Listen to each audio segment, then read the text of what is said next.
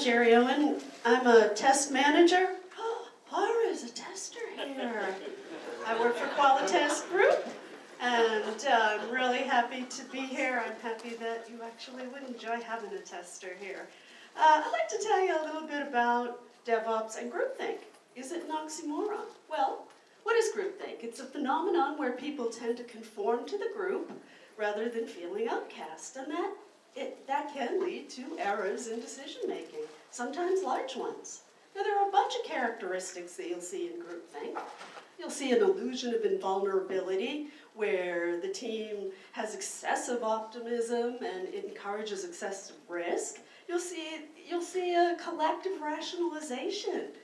You'll see the inherent belief in morality, where a team thinks that what they're doing is just so right that it can't possibly be wrong. Outcasts, like us testers, get stereotyped, and our opinions aren't necessarily counted.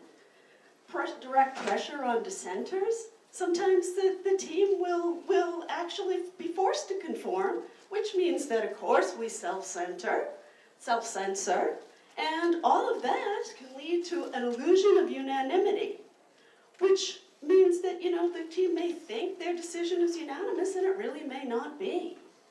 Well, is this a problem? Is it a problem for DevOps? Well, it can be.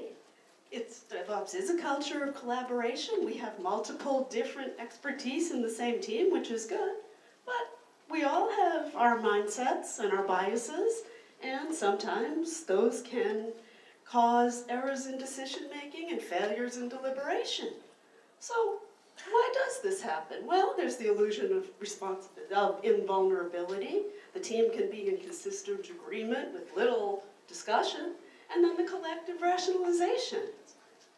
This happens because of information signals, some of those characteristics we discussed, social pressures, and of course the influence of strong leaders.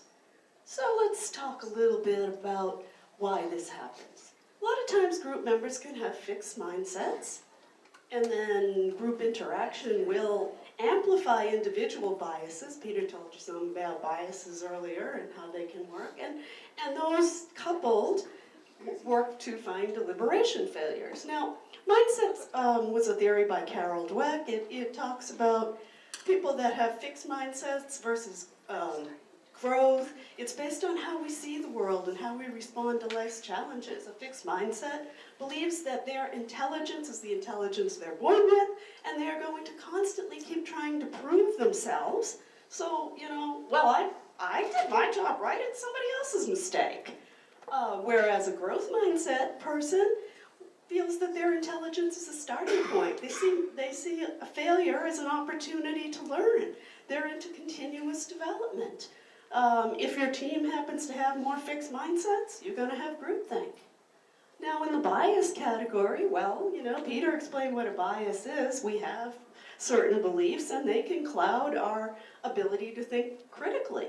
And when we as a group don't think critically, then you have groupthink. Now, there are two biases that are particularly concerning in groupthink, and that's representativeness, where people judge based on similar situations, and also the confirmation bias.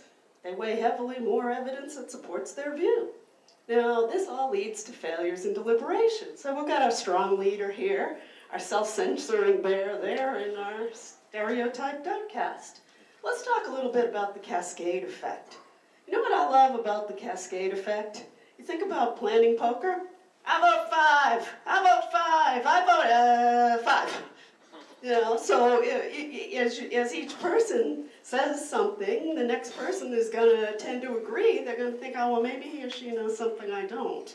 Now, with polarization, we may start out with moderate but opposing views, but the more we talk, especially the fixed mindset folks, the more they dig in, and by the time you get through, you've got people on two ends of the spectrum.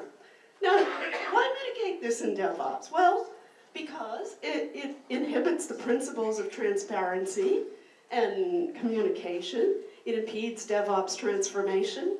But most importantly, our whole premise of DevOps, that innovation, we lose a lot of that innovation. Thank you.